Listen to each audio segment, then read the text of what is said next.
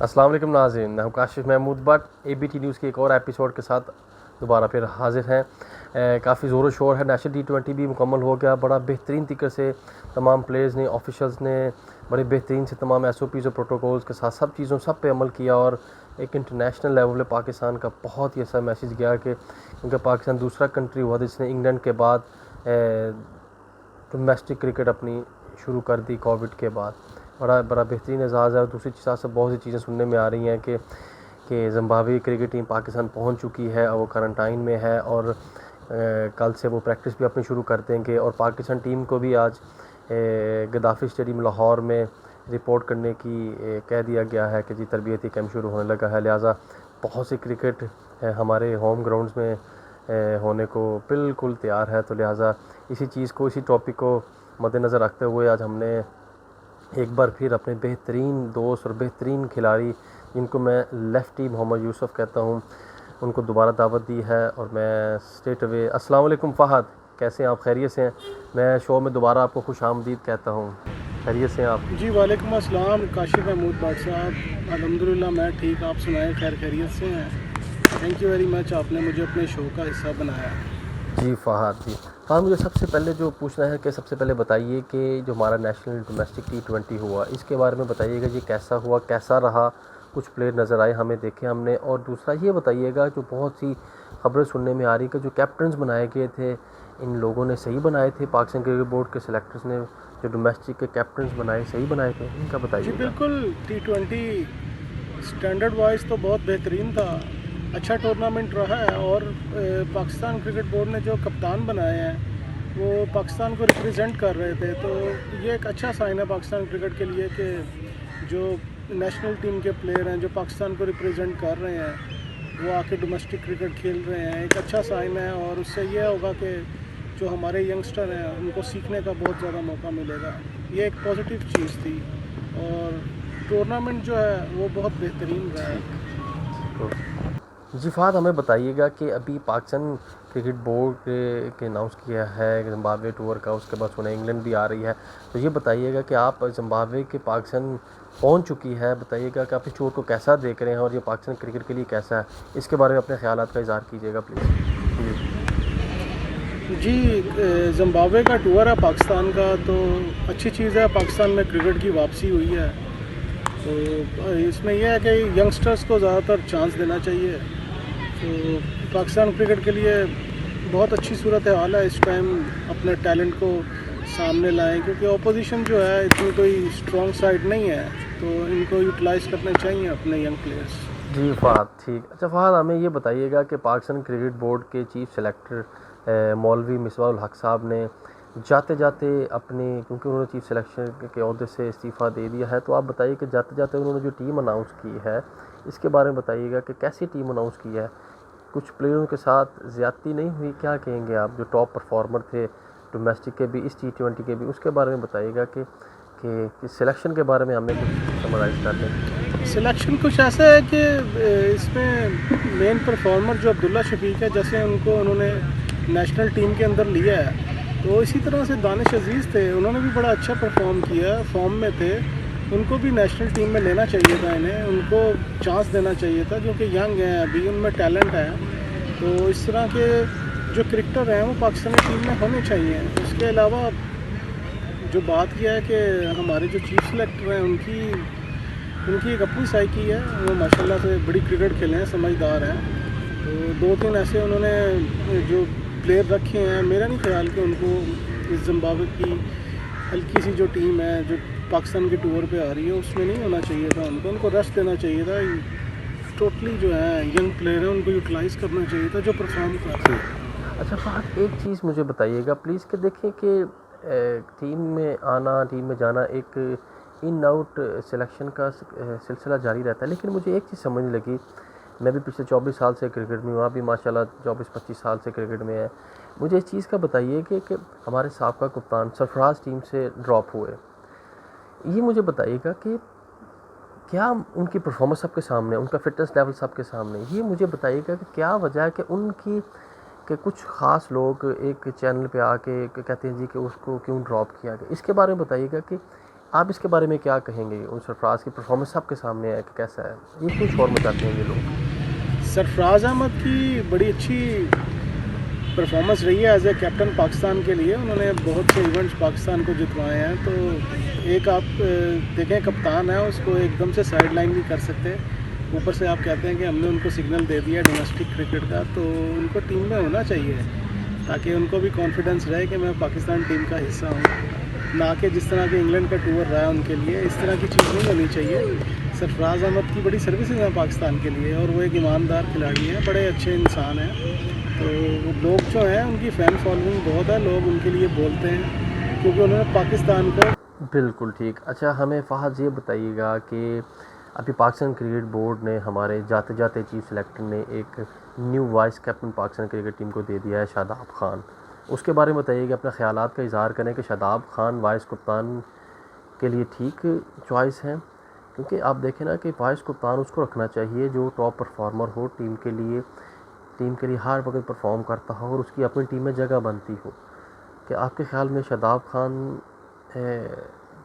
Franchise की किसी सिफारिश पे तो नहीं हमिस्पा साहब ने वाइस कप्तान लगा दिया? क्योंकि पिछले 2 साल से इमाद वसीम वाइस कप्तान रहे हैं सरफराज के, फिर बाबर आजम रहे हैं। इसके बारे में बताइएगा। ये मुझे तो इस बारे में बड़ा था कि ये कैसे उन्होंने वाइस कप्तान बना दिया। आप बताइए इस बारे में जी। वरना रिजवान भी बेहतरीन चॉइस थी। अगर ये चॉइस गलत है तो आपके बारे में किसके होना चाहिए था, ये बताइए। वाइस कैप्टन का डिसीजन बिल्कुल ठीक है। यंग है शादाब, पोटेंशियल है उसमें, टैलेंट है उसमें। तो पाकिस्तान क्रिकेट के लिए लॉन्ग टाइम के लिए ये एक अच्छा डिसीजन है पाकिस्तान क्रिकेट बोर्ड का कि उन्होंने एक ऐसे खिलाड़ी को वाइस कैप्टन बनाया कि जो बैकअप पे आगे जाके कप्तानी भी कर सकता है। ये एक अच्छी चीज़ है। देखें, जो अच्छी चीज़ है उसको इंसान अच्छा ही कहेंगे। ये एक अच्छा साइन है पाकिस्तान क्रिकेट के लिए कि उन्होंने उस जैसे खिलाड़ी को वाइस कैप्टन अनाउंस किया। तो हमारी नेक तमन्नाएं उनके साथ हैं। बड़े अच्छे खिलाड़ी हैं वो, बड़ा पोटेंशियल है उसमें। ये एक अच्छा डिसीजन है पाकिस्तान क्रिकेट बोर्ड का। ये बताइएगा कि ज़िम्बाब्वे के ख़िलाफ़ पाकिस्तान टीम का क्या कम्बिनेशन होना चाहिए? बाबर आजम को किस प्लान के साथ जाना चाहिए? न्यू प्लेयर्स के साथ जाना चाहिए, क्योंकि वाकई थोड़ी वीक टीम है ज़िम्बाब्वे अगर दूसरों से कंपैरिजन किया जाए तो, या फिर वही जो 20-20 साल से चेहरे नज़र आ रहे हैं उन्हीं को खिलाना चाहिए, जिसमें शुएब मलिक, मियां हफीज़ भी हैं, वहाब भी हैं, परफॉर्म कर रहे हैं। लेकिन मैं इस आपसे जानना चाहूँगा कि नए चेहरे खिलाएं या वही पुरानों के साथ जाना चाहिए? इसके बारे में हमें बताइएगा कि क्या कम्बिनेशन होना चाहिए। जिम्बाब्वे के खिलाफ टीम कॉम्बिनेशन देखें कुछ इस तरह होना चाहिए कि जो यंग प्लेयर्स हैं उनके साथ सीनियर्स प्लेयर भी होने चाहिए। सीनियर प्लेयर की बड़ी सर्विसेज हैं पाकिस्तान क्रिकेट के लिए, तो अगर तो उनको रेस्ट वैसे ही देना चाहें तो दे सकते थे। मगर एक अच्छी चीज़ है कि जो नया आने वाला प्लेयर है, जो जिस तरह ये T20 में परफॉर्म करके प्लेयर आ रहे हैं, उनको सीखने का मौका मिलेगा उनसे। ये एक अच्छी चीज़ है। कम्बिनेशन इस तरह का ही होना चाहिए, सीनियर्स के साथ जूनियर्स, ताकि वो कुछ सीख सकें सीनियर से, आगे जाके उस चीज़ को यूटिलाइज़ कर सकें। तो ये एक अच्छी चीज़ है कि इन्होंने इस तरह से सिलेक्शन की है। सिलेक्शन वाइज ठीक रहा है। तो 1-2 चीज़ें हुई हैं कि जो परफॉर्मर थे उनको नहीं लिया। उम्मीद है कि हो सकता है आगे लें उन लोगों को भी। जी फार, चलो छोटे क्वेश्चन का आपने आंसर देना है, उसमें से आप बता दें कि आपकी चॉइस क्या होएगी, खुशदिल शाह या आसिफ अली? खुशदिल शाह। ठीक है। इमाम या फ़खर? इमाम। वहाब या मूसा खान? वहाब रियाज। ज़फ़र गोहर या ईमान? ज़फ़र गोहर। ज़बरदस्त। Thank you very much Fahad. Again आपने, मुझे पता है कि अब पाकिस्तान में ideal condition, ideal weather start हो गया क्रिकेट का और क्लब क्रिकेट बहुत पीक पे है। डोमेस्टिक सीज़न भी शुरू हो चुका हुआ है, सेकंड 11 फर्स्ट 11 के मैच भी शुरू होने वाले हैं। ज़िम्बाब्वे भी बिल्कुल बहुत गहमा गहमी है क्रिकेट की। और आप भी, कल मैं देख रहा था कि आपके क्लब ने भी मज़हर क़यूम साहब दोबारा लाहौर तशरीफ़ लाए और आपने उनको बड़ा प्रोटोकॉल दिया। माशाल्लाह साबिक फ़र्स्ट क्लास क्रिकेटर हैं, बड़ा बेहतरीन कर रहे हैं। आपकी ये चीज़ें मुझे बड़ी अच्छी लगती हैं कि आप साबिक़ क्रिकेटर्स को याद रखते हैं। बहुत अच्छा कर रहे हैं, इसी तरह करते रहिए और थैंक यू वेरी मच। अल्लाह हाफ़िज़। Thank you very much.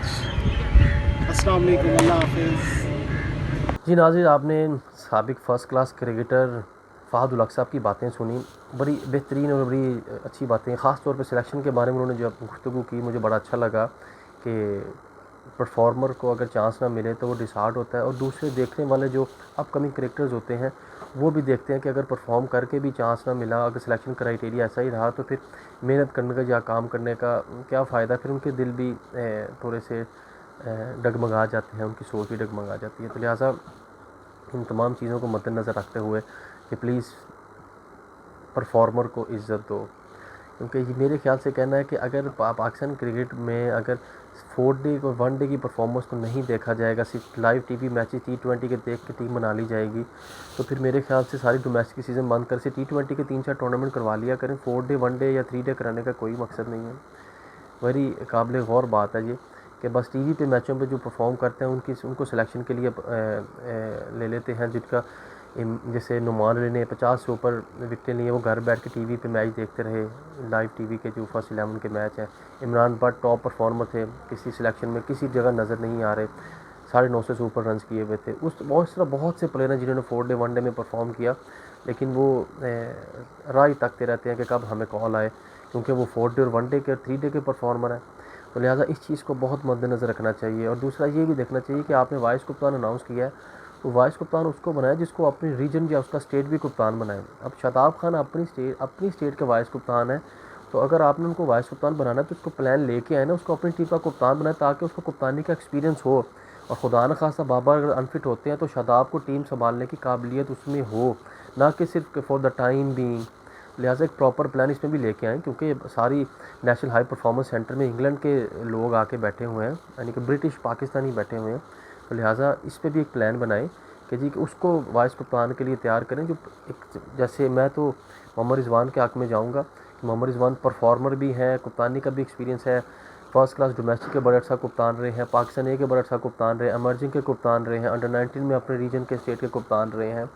तो मेरे ख्याल से सबसे बेस्ट चॉइस मोहम्मद रिजवान होंगे बाबर के साथ, क्योंकि वो टॉप परफॉर्मर है और कम से कम अगले काफ़ी साल तक 5-6 साल तक वो टीम से बाहर नहीं होते, अगर खुदा न खास्ता कोई नेगेटिव टैक्टिक्स ना उसके अगेंस्ट यूज़ हो जाएँ जो 1-2 लोग बैठे होते हैं टीवी पे करने के लिए। तो लिहाजा इन चीज़ों में प्लानिंग की बहुत ज़रूरत है। और मिसबाह उल हक ने अपने जाते जाते ये नहीं कहूँगा कि उन्होंने मुल्क का, मुझे सिर्फ महसूस हुआ कि यहाँ पे फ्रेंचाइज़ पाकिस्तान सुपर लीग के फ्रेंचाइजीज़ का बहुत अमल दखल रहा कि उनके प्लेयर्स को फोकियत दी गई रादर डोमेस्टिक के परफॉर्मर को। तो लिहाजा इस नोट पे मैं साइन ऑफ करता हूँ कि अल्लाह करे सिलेक्शन का और क्राइटेरिया साफ़ हो, और जो सामने बैठने वाले मीडिया के बंदे हैं वो भी ऐसे सवाल पूछें कि सुनने वाले को पहले वो ना पता हो किसने ये मुझसे ये पूछना है, ताकि और शफाफ काम हो और परफॉर्मर को उसका हक़ मिले। थैंक यू वेरी मच नाज़रीन, अपना बहुत ख्याल रखिएगा। अल्लाह हाफ़िज़।